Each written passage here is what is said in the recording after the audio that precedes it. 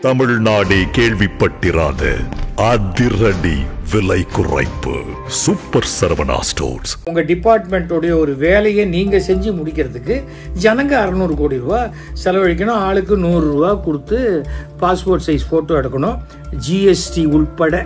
இது என்னங்க கொள்ளையா இருக்கு? அதாவது இந்திய தேர்தல் ஆணையம் கணக்கீட்டு படிவத்தினை நிரப்புவதற்கான தகவல்.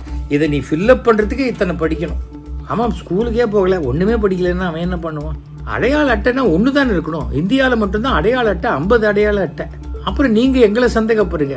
இப்ப ஜனங்க நாங்க உங்க மத்திய அரசாங்கத்தை சந்தேகப்படுறோம். எதுக்கு இவ்வளவு அட்டை?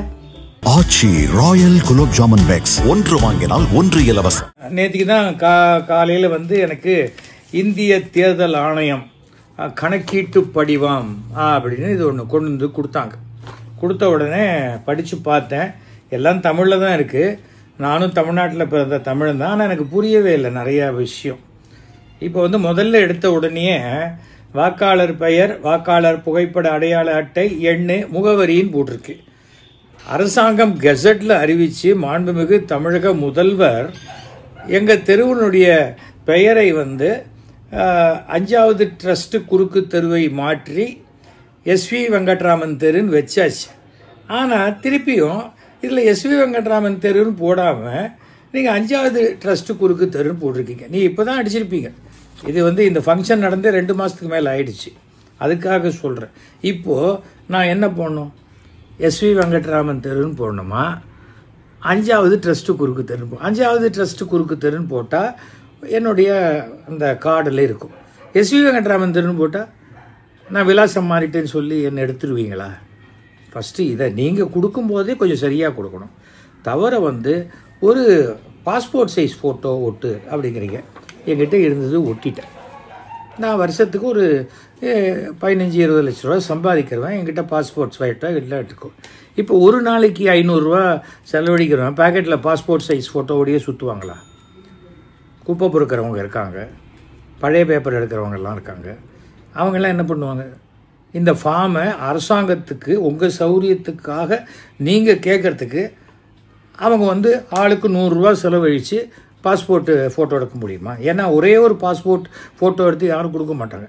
கொடுத்தா அந்த ஒரு கார்டில் 10 ஃபோட்டோ இருக்கும். அதுக்கு குறைஞ்சபட்சம் 100 ரூபா கொடுக்கணும். அப்போ யார் கொடுப்பாங்க? இப்போ யோசிச்சு பாருங்கள். இந்த 100 ரூபா ஒரு ஃபோட்டோவுக்கு நீங்கள் சொல்கிறபடி பார்த்தீங்கன்னா 6,50,00,000 பேர், 6 கோடினே வச்சுக்கோங்களேன். அப்போது 100 ரூபா ஒருத்தர் செலவழிக்கணும் இல்லையா? ஒரு வீட்டில் 5 பேர்னா கூட என்னுடைய பாஸ்போர்ட்டே எல்லாருக்கும் ஒட்ட முடியாது. 5 பேருக்கும் 5 பாஸ்போர்ட் சைஸ் ஃபோட்டோ ஒட்டணும். அப்போது 600 கோடி ரூபாய் மக்கள் செலவழிக்கணும் இல்லையா?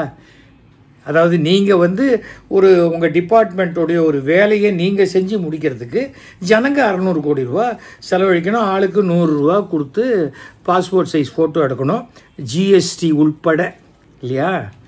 இது என்னங்க கொள்ளையா இருக்கு? நீங்கள் செலவழிக்கணுங்க. சரி, ஒரு ஃபார்மை ஃபில்அப் பண்ணி கொடுத்தா நான் பாஸ்போர்ட்டு ஃபோட்டோ எடுத்திருக்கேன், அந்த 100 ரூபா கொடுப்பீங்களா எனக்கு? என்னத்துக்காக நீங்கள் இதை செய்கிறீங்க? உங்கள் நோக்கமே தவறாக இருக்குது. சாதாரணமாகவே சொல்லுவாங்க, அரசாங்கத்துக்கிட்ட இட்லி கொடுத்தா அதை அதிகாரிகள்லாம் ஒன்று சேர்ந்து நூடுல்ஸ் ஆக்கிடுவாங்க. இட்லியை இடியாப்பமாக்கக்கூடிய ஒரு முயற்சி தான் அரசு துறை. அதை ஈஸியாக மக்கள்கிட்ட போய் சேர்ந்துடக்கூடாது அப்படிங்கிற மாதிரி. இன்றைக்கும் நிறைய பேருக்கு என்னுடைய படித்த என் ஃப்ரெண்டுக்கு, என்னது புது கார்டா, எதுக்குப்பா அப்படின்னு கேட்குறாங்க. ஏன்னா நீங்கள் நினைக்கிற மாதிரி எல்லாரும் காலங்காலத்தால் நியூஸ் பேப்பர் படிச்சுக்கிட்டு எல்லாரும் காலத்தால் அப்படியே நியூஸ் சேனல் பார்த்துக்கிட்டு இருக்கிறவங்க கிடையாது. அவன் வாய்க்கும் வயிற்றுக்குமான போராட்டத்தில் ஓடிட்டு இருக்காங்க. புரிஞ்சிக்கவே மாட்டேன்றீங்க. பிறந்த தேதி, ஆதார் எண், விருப்பத் தேர்வு, இஷ்டம் இருந்தால் போடலாம், இல்லைன்னா இல்லை. கைபேசி எண் அது போடணும். அப்போ அவங்ககிட்ட செல்ஃபோன் இல்லைன்னா என்ன பண்ணுவீங்க? டோர் நம்பர் வீட்டு ஃபோன் இருந்தால் ஒத்துக்க மாட்டீங்களா? தந்தையின் அல்லது பாதுகாவலர் பெயர். தந்தைன்னா என்ன? தந்தைங்கிறது அப்பா. பாதுகாவலர்னா யார்? எனக்கு புரியல. அது என்ன பாதுகாவலர்? தந்தை இல்லைன்னா சித்தப்பா போடக்கூடாதா? அப்பா அம்மா போடக்கூடாதா? என்ன அது? சரி, தந்தையின் பெயர். தந்தையினுடைய வாக்காளர் யாராவது? எங்கள் அப்பா இறந்து போய் 23 வருஷம் ஆச்சு. அவர் இறந்து போகிறதுக்கு முன்னாடி என்னை கூப்பிட்டு இந்தப்பா என்னுடைய வாக்காளர் அட்டை நீ வச்சுக்கோ அப்படின்னா கொடுத்தீங்க. எந்த அப்பாவது கொடுத்துருப்பாங்களாங்க? யோசிச்சு பாருங்க. இது அப்புறம் தாயார் அது வாக்காளர் அட்டை, அப்புறம் துணைவியார் இருப்பின். ஏன் துணைவியார் இருக்காங்க, இருந்தாக்க அவங்க பேர், அவங்களுடைய வாக்காளர் அட்டை, அது ஓகே என்கிட்ட இருக்குது. அப்புறம் அடுத்தது பாருங்கள், அந்த இதுதான் முந்தைய சிறப்பு சீர்திருத்தத்தில் உள்ள வாக்காளர் பட்டியலின் வாக்காளர் விவரங்கள். முன்னாடி என்ன கொடுத்தோம், அந்த முன்னாடி இருக்கிற டீட்டெயில்ஸ். முன்னாடி நான் எப்போ 10 வருஷத்துக்கு முன்னாடியோ 15 வருஷத்துக்கு முன்னாடியோ தான் வாக்காளர் அடையாள அட்டையே கொடுத்தாங்க. எனக்கு அது வரைக்கும் பூத் ஸ்லிப்பு தான் கொடுப்பாங்க நமக்கு. அது எங்கிட்ட இருக்குது. எத்தனை பேர் அதை வச்சுருப்பாங்க? எத்தனை பேர் வீடு மாற்றும் போது எல்லா பழைய ரெக்கார்டு, இதுனா கவர்மெண்ட் ஆஃபீஸாக நடத்துகிறாங்க ஜனங்கள்லாம். பழையன கழிதலும் புதியன புகுதலும், அதானே வாழ்க்கையே. எல்லா பழைய குப்பையும் சொருகி வச்சுக்க முடியுமா? இன்கம் டேக்ஸ் ரெக்கார்டே 10 வருஷத்துக்கு வச்சுக்கிட்டா போகிறோன்ட்டாங்க. இப்போ எல்லாமே ஆன்லைனில் ஆயிடுச்சு. அப்புறம் எதுக்கு பேப்பரை வச்சுக்கணும் நாங்கள்? ஏதாவது என்னங்க இது புரியவே இல்லை, ஒன்றுமே புரியலை. இதுக்கு நான் எங்கள் வீட்டில் நான் 5 ஓட்டு 500 ரூபா பாஸ்போர்ட்டுக்கு, பாஸ்போர்ட் ஃபோட்டோக்கு. இப்படி எத்தனை பேர் செய்ய முடியும்னு நினைக்கிறீங்க? இது எத்தனை நாள் கழிச்சு? நான் 10 நாள் கழிச்சு தான் கொடுப்பேன். நான் ஏன் நாளைக்கு கொடுக்கணும்? 1 மாதம் டைம் இருக்குல்ல, நான் ஏன் நாளைக்கு கொடுக்கணும்? என்ன எக்ஸாமா? அதுக்கு பிறகு பாருங்கள், இந்த செல்ஃபோன்லாம் வாங்குவோம், இன்சூரன்ஸ் கம்பெனிலாம் போடுறத விட கண்டிஷன்ஸ் இத்தனையும் படிக்கணும்.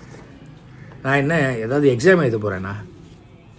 இத்தனையும் படித்தாதான், படித்த பிறகு இதை ஃபில்லப் பண்ணணுமா? அதாவது இந்திய தேர்தல் ஆணையம் கணக்கீட்டு படிவத்தினை நிரப்புவதற்கான தகவல். இதை நீ ஃபில்லப் பண்ணுறதுக்கு இத்தனை படிக்கணும். ஆமாம், ஸ்கூலுக்கே போகலை, ஒன்றுமே படிக்கலைன்னா அவன் என்ன பண்ணுவான்? ரொம்ப சிம்பிளுங்க.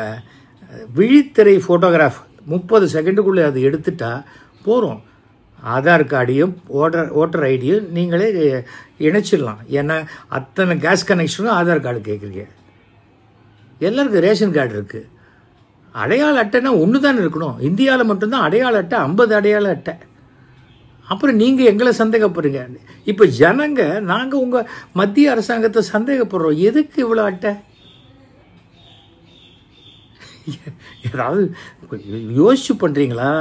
எல்லாம் ஏதாவது இதுக்கு மேலே ஏதாவது இருக்கா இல்லையானே தெரியாத மாதிரி பண்ணுறீங்களா? எனக்கு புரியவே இல்லை. தேர்தல் கமிஷன் எல்லாத்துலேயும் கமிஷன் இருக்குது, எல்லாத்துலேயும் இருக்குன்னு தெரியும். ஆனால் இப்படிப்பட்ட ஒரு கமிஷனை நான் பார்த்ததே கிடையாது. எனக்கு ஆச்சரியமாக இருக்குங்க. எத்தனை பேர் இந்த நேற்றுக்கு இதை போட்டோன்னா கிட்டத்தட்ட 1000 பேர் ஃபோன் பண்ணாங்க. சார், நாங்கள் சொல்ல வேண்டியது நீங்கள் சொல்லிட்டீங்கன்னா. சொல்லிட்டோம், பதில் எங்கேருந்து வர்றது? சொல்லுங்கள், பதில் வரணும்ல. தமிழ்நாட்டு தேர்தல் ஆணையர் இது வரைக்கும் ஒன்றும் ப்ரெஸ் மீட்டாக கொடுத்து கேட்ட கேள்விகளுக்கெல்லாம் பதில் சொல்லவே இல்லை. சுப்ரீம் கோர்ட்டை உன்னைத்தான் நம்பி இருக்கும். சுப்ரீம் கோர்ட்டு இதெல்லாம் வேணாம், பண்ணுறதுனா பண்ணிக்கோ, எல்லாம் மே மாதத்துக்கு அப்புறம் பண்ணிக்கலாம். இது இல்லைன்னா இது 2 வருஷத்துக்கு முன்னாடி பண்ணியிருக்கணும். இப்போ பண்ண வேண்டிய வேலை இல்லை. தமிழ்நாட்டில் மட்டும் 6.5 கோடி பேருக்கு 2 மாதத்துக்குள்ளே வீடு வீடாக போய் எப்படி உங்களால் செய்ய முடியும்? எப்படி பண்ண முடியும் சொல்லுங்கள்? பிப்ரவரிக்குள்ளே பண்ணி முடித்து லிஸ்ட்டு கொண்டு வந்துட முடியுமா? அப்போ என்ன அரையும் குறையுமா தான் இருக்கும். ஒரு குழந்தை பிறக்கணும்னா 10 மாதம் வெயிட் பண்ணி தான் ஆகணும். இல்லை பரவாயில்ல, நான் சென்ட்ரல் கவர்மெண்ட்டு எனக்கு 4 மாதத்துலேயே பிறக்கணும்னா அது பேர் அபார்ஷன்னு பேர். அதை புரிஞ்சுக்கணும். 4 மாதத்துலலாம் பிறக்காது குழந்தை. அந்த 10 மாதம் அதுக்கேற்ப இந்த வேலை, ஒரு வேலையை ஒரு நாள் இத்தனை மணி நேரத்தில் இத்தனை பேர் செய்தால் மொத்த வேலையை செய்வதற்கு எத்தனை பேர் எத்தனை நாள் வேலை செய்ய வேண்டும்? இது 7வது 8வது படிக்கும் போதே கணக்கு பாடத்தில் வந்திருக்கு. அதை கூட படிக்காமல் பெரிய அதிகாரிகளாக போய் அவங்க அட்வைஸ் கொடுத்து, இல்லை மிகப்பெரிய அரசியல்வாதிகள் கொடுத்த அட்வைஸுக்கு மண்டையை ஆட்டிட்டு பாருங்க இதை வச்சு நான் தமிழ்நாட்டை ஒழிக்கிறேன்னு சொன்னால், நான் ஒரு கேள்வி கேட்குறேன். தமிழ்நாட்டில் யாருமே இதை ஃபில்லப் பண்ணி தரமாட்டேன்ட்டாங்க. என்ன பண்ணுவீங்க? தமிழ்நாட்டுக்கு ஓட்டு உரிமையே கிடையாதுன்றீங்களா? இல்லை யாரை வச்சு நிற்பீங்க? தேர்தலில் நிற்பீங்க. பிஜேபிக்காரங்க அதை கொஞ்சம் பேர் ஃபில்லப் பண்ணி கொடுப்பாங்க. முடிஞ்சவங்க ரொம்ப புத்திசாலியாக இருக்கிறவங்க ஃபில்லப் பண்ணி கொடுப்பாங்க.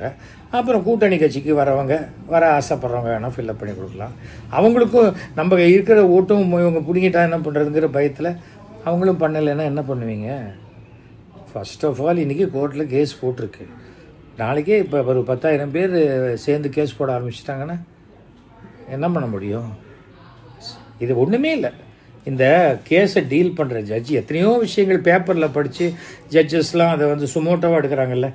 இதை தயவு செஞ்சு யாராவது ஒரு ஜட்ஜ் இந்த ஃபார்மை படிச்சுட்டு அவர் ஃபில்லப் பண்ணிட முடியுமான்னு அவர் மனசாட்சிப்படி பார்த்துட்டு, முடியாதுன்னா அவரே சுமோட்டோவாக ஒரு கேஸ் எடுத்துடலாங்கிறது என்னுடைய ஒரு தாழ்மையான வேண்டுகோள். எனக்கு இன்னும் அரசியலமைப்பு சட்டத்தில் அதை தவறாக பயன்படுத்தினால் கூட இன்றைக்கும் சுப்ரீம் கோர்ட்டு நீதித்துறை தான் அதை பாதுகாக்குது. எப்படியாவது அரசியலமைப்பு சட்டத்தின்படி நம்ம வந்து நடக்கணும் அப்படின்னு. இப்போ இந்த இதுபடி பார்த்திங்கன்னா ஒரு 100 ரூபாய்க்கு ஃபோட்டோ எடுக்க முடியாதவன் இந்த ஃபார்மை ஃபில்லப் பண்ண முடியாது.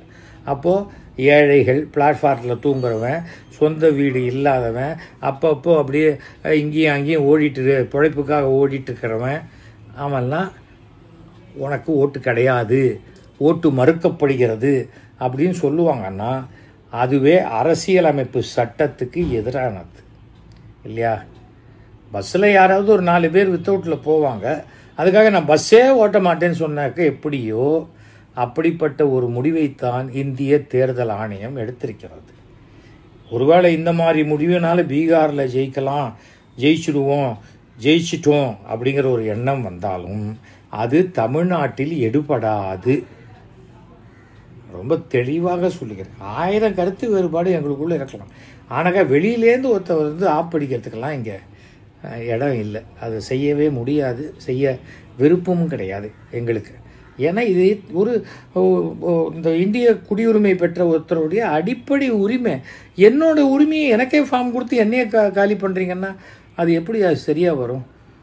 இப்போ இந்த ஃபார்மை ஃபில்லப் பண்ணி கொடுத்தா எனக்கு கார்டு உண்டா இல்லையான்னு எப்படி தெரியும்? நிச்சயமாக கார்டை ஃபில்லப் பண்ணி கொடுக்கும்போது ஓகே சார் எல்லாம் ஓகே, உங்களுக்கு கார்டு உண்டு அப்படின்னு யார் சொல்லுவாங்க?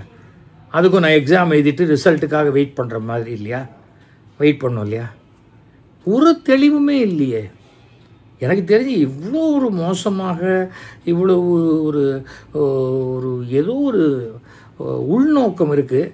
அந்த உள்நோக்கத்தை சரியாக செயல்படுத்தக்கூடிய விஷயம் தெரியல. அது அங்கே தான் எங்கேயோ இடக்கு முடக்கா பண்ணி மாட்டிக்கினாங்க போல இருக்குது. இதோ இந்த எனக்கு கொடுத்த ஃபேமிலியே இதில் போட்டிருக்கு, பார்கோடு இருக்குது. அப்புறம் இந்த பார்கோடை போட்டாலே அத்தனை டீட்டெயில்ஸும் விட போகுது. நான் போன எலெக்ஷனில் போட்டேன்னா, அதுக்கு முந்தின எலெக்ஷனில் போட்டேன்னா வந்துட போகுது. அப்புறம் எனக்கு என்னத்துக்கு நான் மறுபடியும் போலி வாக்காளராகிட்டு இருந்த முடியுமா? அதுதான் சொன்னேன். உங்கள் ஓட்டர் ஐடி கொடுத்துருக்காங்க, ஓட்டர் ஐடிலையும் பார்கோடு இருக்குது, இங்கே கியூஆர் கோடு இருக்குது, அவ்வளோதான். ரெண்டையும் மேட்ச் பண்ணல தெரிஞ்சு போயிடுவேன். தவறு ஒன்றா உங்களுடைய இது இப்போ கம்ப்யூட்டரில் போட்டு பார்த்தா உடனே டப்பு தான் வருது. பாகம் எண்ணு, அது என்ன, அதை குறி, இதை பாருங்கள், பாகம் எண்ணு முழுக்க நீங்களே போட்டுட்டீங்க ஃப்ரண்ட்டில். இதில் பாகம் எண் என்ன, வரிசை எண் என்ன, எல்லாத்தையும் போட்டுட்டு ஸ்கூல் போட்டுட்டு திருப்பி அதையே கீழே கேட்குறீங்க. நான் இதை பார்த்து பிட் அடிச்சு இங்கே எழுதணுமா? உங்களுக்கே காமெடியா இல்லையா? அரசாங்க சம்பளம் தானே வாங்குறீங்க, அது எங்களோட பணம் தானே. கொஞ்சம் கூச்சமாக இல்லை உங்களுக்கு? அசிங்கம் பண்ணுறோமே இப்படி ஜனங்க பணத்திலேயே நம்ம வாழ்க்கையை நடத்திட்டு சோறு சாப்பிட்டுட்டு கடைசியில் வந்து ஏதோ யாரோ சொல்கிற அரசியல்வாதி பேச்சுக்காக ஜனங்களையே ஏமாத்துறோமே அப்படின்னு. இது வரைக்கும் தேர்தல் கமிஷனில் இருக்கிற ஒரு அதிகாரி கூட ரிசைன் பண்ணவே இல்லை. பார்த்தீங்களா? ரொம்ப கஷ்டமாக இருக்கு. இருக்கட்டும், வாழ்க சனநாயகம். ஓகே, நல்லா இருக்கட்டும். ஜெய் ஹிந்த். தமிழ்நாடே கேள்விப்பட்டிராத அதிரடி விலை குறைப்பு சூப்பர் சரவணா ஸ்டோர்ஸ். ஆச்சி ராயல் குலோப் ஜாமன் பேக்ஸ், 1 வாங்கினால் 1 இலவசம். மின்னம்பலம்.com, தமிழின் முதல் மொபைல் பத்திரிகை.